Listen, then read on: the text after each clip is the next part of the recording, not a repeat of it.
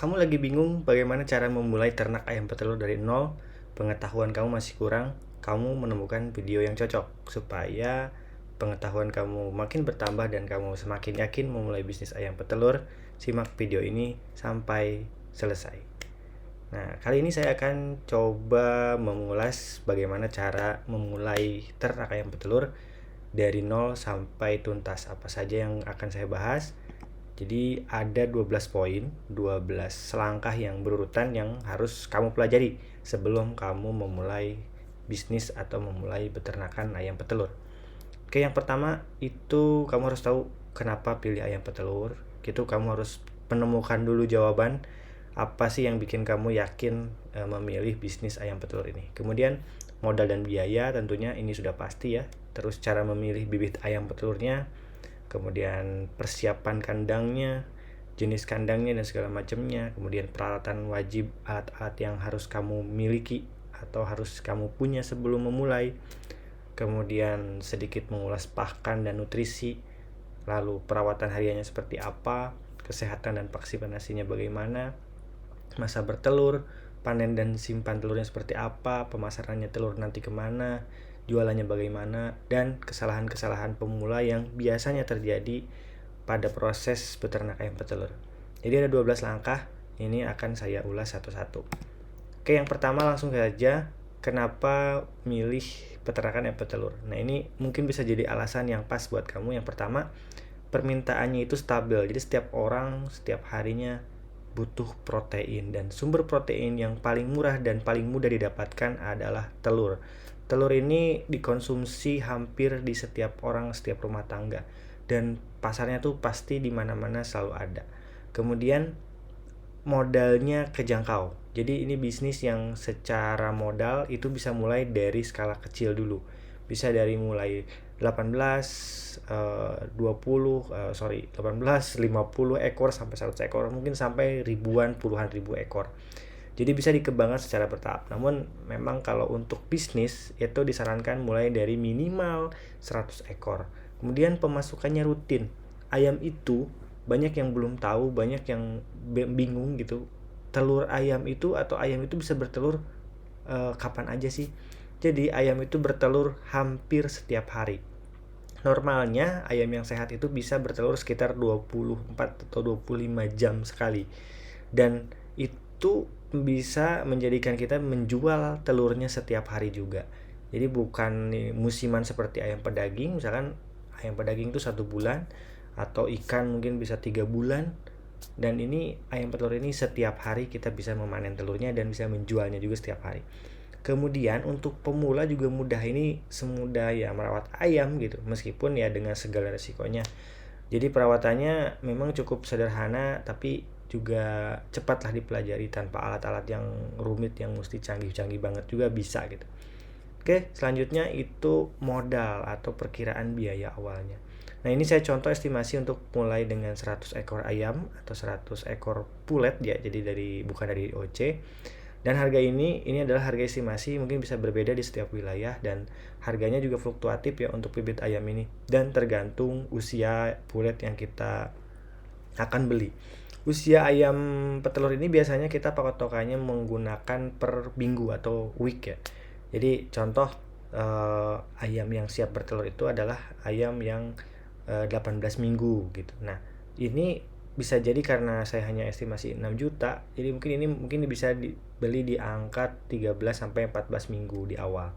Kemudian kandang dan perlengkapannya ya, itu 3 juta. Ini estimasi saya menggunakan kandang sangkar atau kandang baterai. Kemudian pakan pertama ya, pakan di bulan pertama, karena pakan adalah salah satu komponen yang pokok yang paling penting pada proses beternak ayam petelur. Nah, ini kita alokasikan sekitar 2.500.000. Kemudian vaksin, obat, dan vitamin. Jadi vaksin ini untuk mencegah penyakit, obat ini untuk mengobati penyakit jika sakit, dan vitamin ini menjadikan ayamnya semakin sehat, semakin bugar, semakin lancar bertelurnya. Ini kita alokasikan juga sekitar 500.000. Kemudian listrik dan peralatan lain-lain sekitar 500.000, dan ini di luar harga atau di luar biaya lahan ya. Jadi ini diasumsikan kalian sudah punya lahan untuk 100 ekor, ya mungkin sekitar 2 kali 5 meter itu juga sudah cukup ya, cukup luas gitu untuk bisa menampung ayam 100 ekor.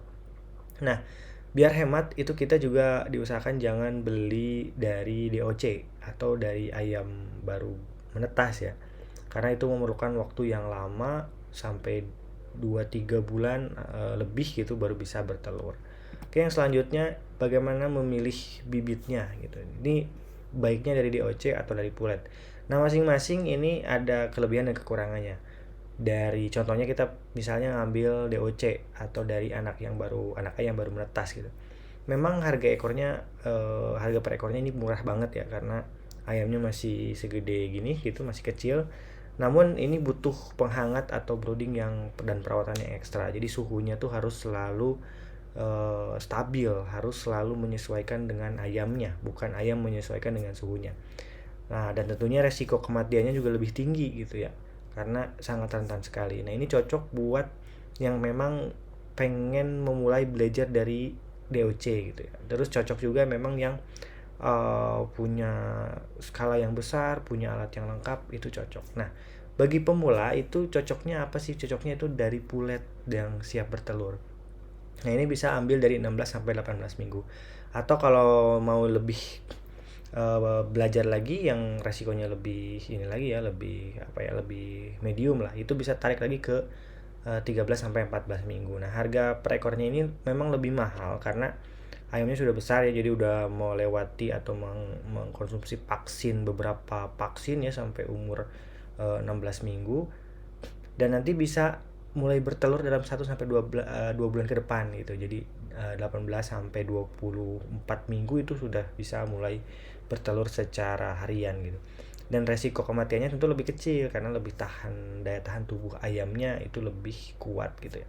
Nah, ini cocok banget buat pemula yang pengen cepet panen dan tidak mau nunggu waktu berlama-lama untuk menghasilkan uang. Oke, lanjut persiapan kandang. Nah, ini persiapan kandang ini penting untuk ayamnya biar sehat dan produktif. Nah, syarat kandang yang baik itu lokasinya ya tenang gitu, tidak suara berisik itu, terus jauh dari keramaian, dan ini juga sangat menentukan yaitu sirkulasi udara dan sinar matahari, dan ini ditentukan dengan kandangnya menghadap mana. Nah, yang bagus itu biasanya menghadap barat timur gitu, jadi bukan utara selatan, dan ini akan menentukan kandang ini mendapat sinar matahari pagi berapa lama dan matahari siang atau sore berapa lama. Ini menyebabkan juga kandangnya menjadi tidak lembab gitu ya, lantai mudah dibersihkan. Ini biasanya kalau kandang ayam petelur yang sangkar atau baterai ini ketinggiannya 1,5 meter lebih ke atas ya, jadi panggung gitu ya. Kemudian aman dari predator, tikus, ular, musang gitu. Nah, ini biasanya memang di sawah atau di kebun ya biasanya, makanya paling banyak gangguannya gitu ya. Di satu tikus, ular itu bisa ada aja. Sama kepadatannya harus disesuaikan, 1 meter persegi itu untuk 6 sampai 8 ekor. Nah, kemudian jenis kandangnya ya, tadi memilihnya mau kandang baterai atau kandang sangkar. Ini sebetulnya lebih efektif karena telurnya menjadi bersih ya, karena langsung bisa kita singkirkan dari ayamnya gitu. Kemudian ayam baterai ini atau kandang jenis sangkar ini juga lebih efektif dalam kepadatan ayamnya. Nah, berikutnya kandang postal atau liter ini umbar lah ya, ayam bebas tuh berkeliaran bebas, tapi nanti dia juga bertelurnya kadang di mana aja, dan nanti pada saat kita memanen telur itu membutuhkan effort yang lebih banyak gitu. Nah, untuk pemula itu disarankan menggunakan kandang baterai karena mudah mengontrolnya gitu. Jadi kita bisa tahu ayam mana aja yang sakit, ayam mana aja yang bertelur, mana yang enggak gitu. Karena ayamnya diam di satu tempat atau di satu kandang. Jadi kita bisa kontrol secara lebih detail gitu. Nah, kemudian peralatan yang wajib, yang pertama tempat pakan ya. Tempat pakan ini digantung atau memanjang agar pakannya tidak tumpah dan terbuang. Ini biasanya terbuat dari PVC ya, biasanya menggunakan talang air ya yang dimodifikasi gitu menjadi talang pakan itu. Ataupun ada yang khusus yang bentuknya enggak nggak setengah lingkaran gitu ya, ada juga yang khusus gitu. Nah ini lebih mudah dalam proses pemberian pakannya juga. Kemudian tempat minum ini harus, jadi ayam itu setiap saat harus selalu tersedia minum ya, jangan sampai ayam ini kehausan atau sama sekali nggak minum. Nah tipenya ini ada yang digantung sama menggunakan PVC pipa setengah setengah dibagi dua gitu. Namun yang seperti itu tuh kualitas airnya lebih mudah tercemar atau lebih mudah terkena paparan dari pakan, kemudian dari luar, debu segala macam, itu lebih rentan gitu dibanding dengan menggunakan nipple yang lebih efektif sebetulnya dan selalu tersedia ya air minumnya, karena menggunakan box gitu di ujungnya. Dan ini bisa kita gunakan satu nipple itu untuk 2 ekor ayam, jadi nggak perlu 1 ekor 1 nipple gitu ya, untuk menghemat biaya pakan, biaya modal juga gitu. Kemudian harus ada lampu penerangan, karena setelah sinar matahari redup itu ayam kadang tetap harus makan ya, sehingga produktivitasnya semakin baik.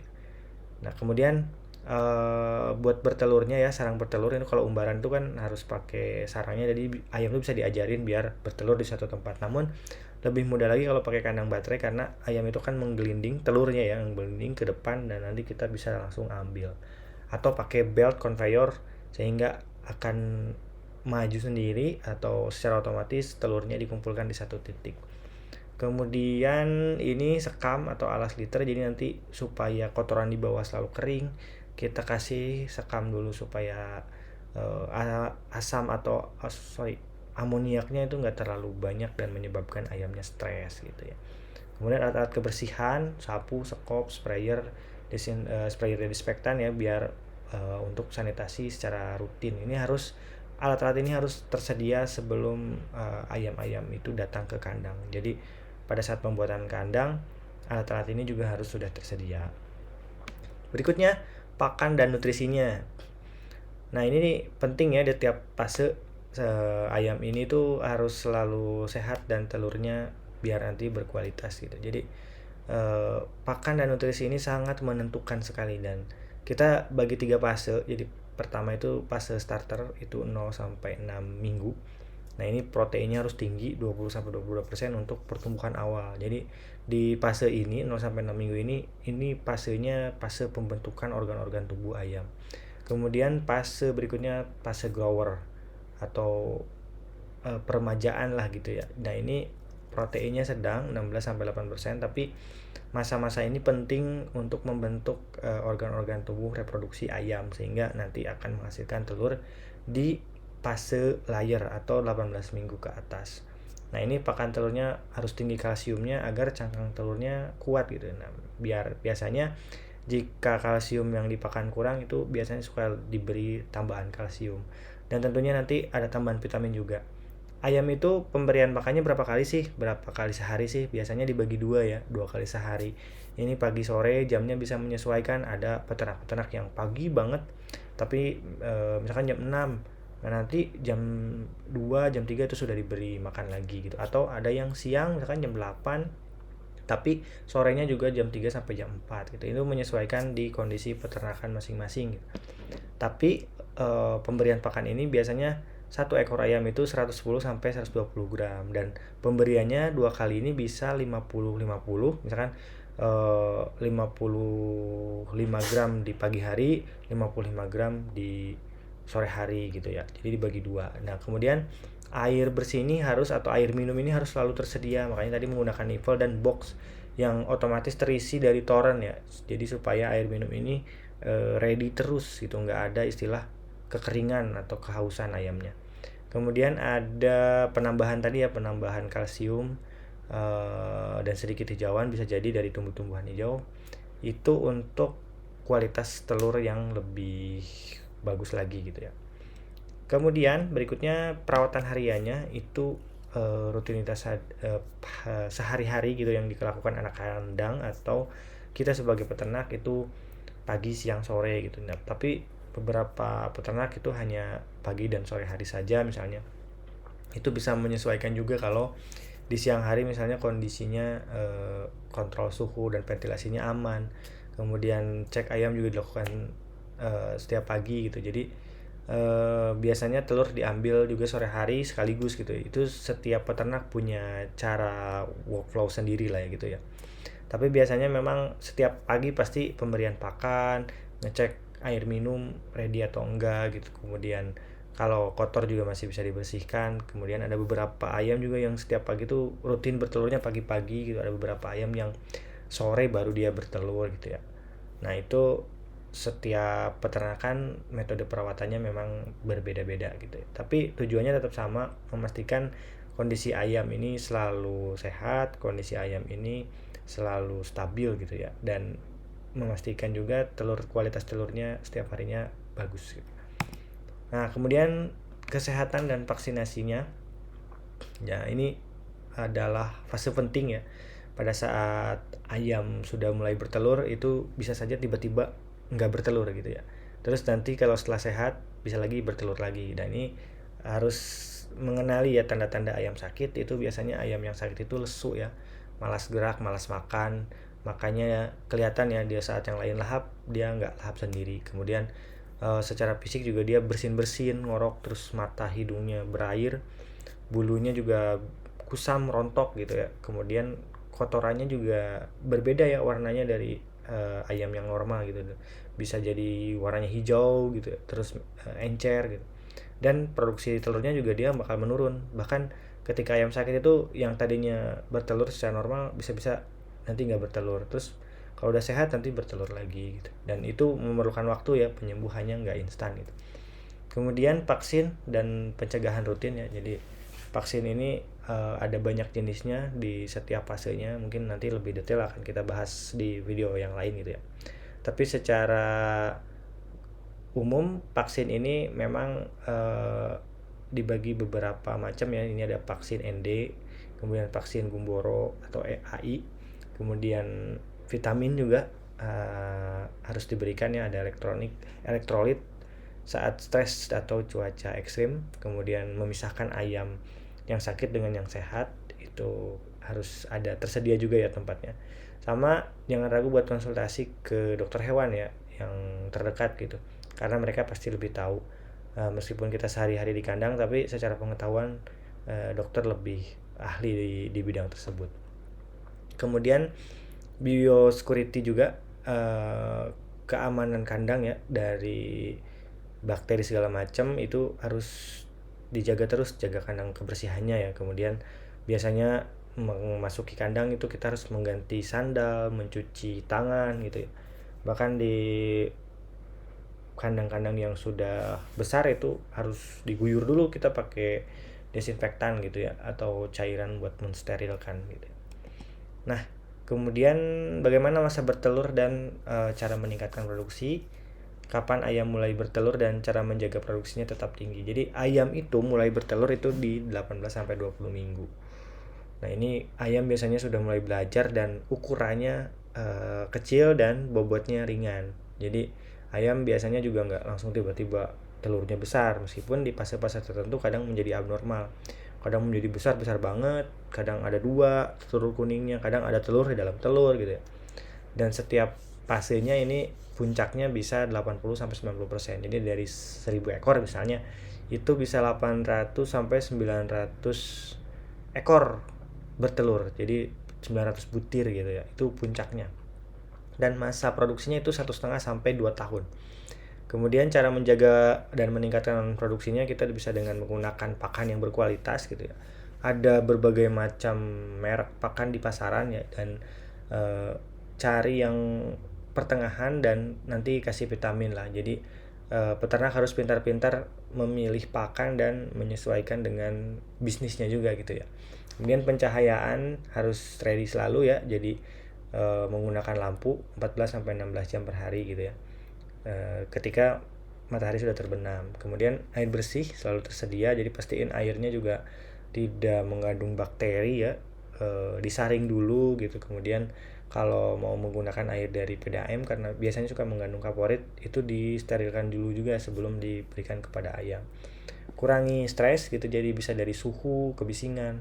Biasanya terlalu padat juga ayam bisa stres juga. Kemudian jaga kesehatan dan kebersihan kandang, rutinitas pemberian pakan yang konsisten Konsistensi adalah kunci dari peternakan ayam petelur.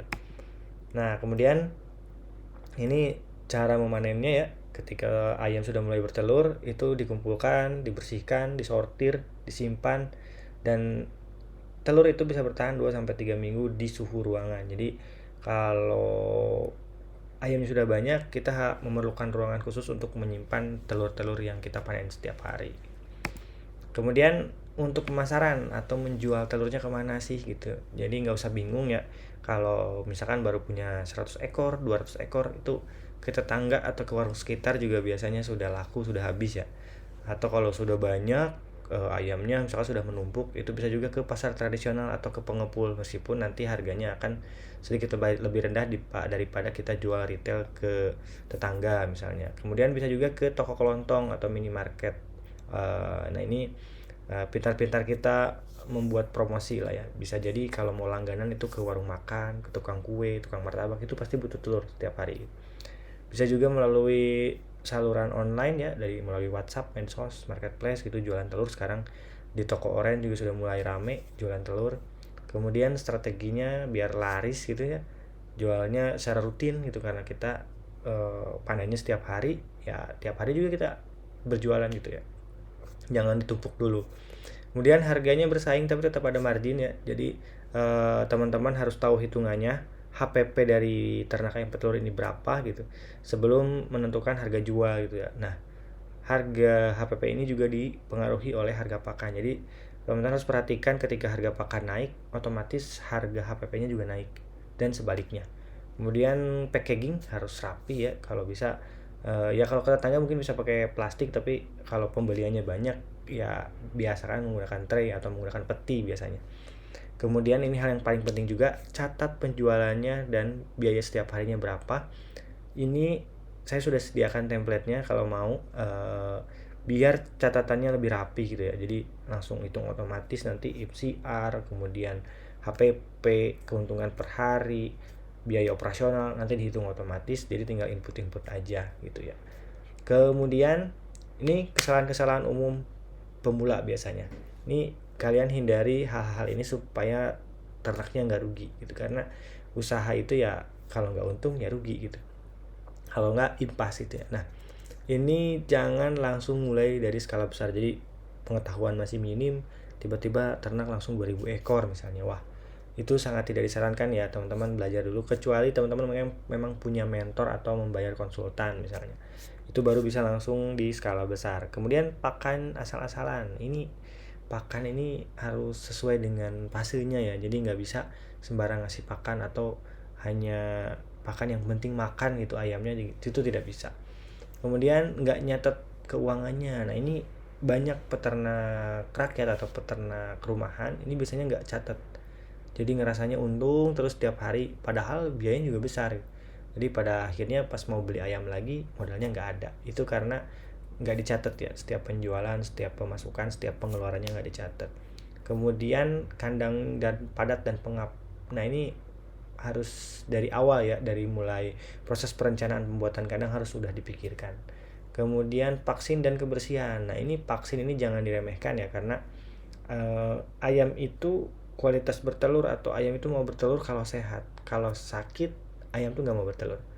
Kemudian telur dibiarkan di kandang 2-3 kali sehari, ini harus diambil. Nah ini penting ya teman-teman, menentukan kualitas atau menentukan kandangnya seperti apa, karena jangan sampai telur itu setelah keluar malah ketimpahan kotoran hewan. Jadi sebisa mungkin kondisi telur ini harus selalu bersih dalam proses penjualan ke customer kita. Mungkin itu saja dari saya. Saatnya mulai dari nol, mudah-mudahan teman-teman sukses. Jadi dari mulai persiapan kandang, memberi pakan, merawat ayam, dan sampai panen. Itu aja mungkin video dari saya, kurang lebihnya saya mohon maaf. Mari kita sama-sama belajar lebih dalam lagi sebelum kita memulai sesuatu. Subscribe channel ini jika kalian suka videonya, di like, kemudian komentar kalau ada yang mau ditanyakan. Terima kasih, sampai jumpa di video berikutnya.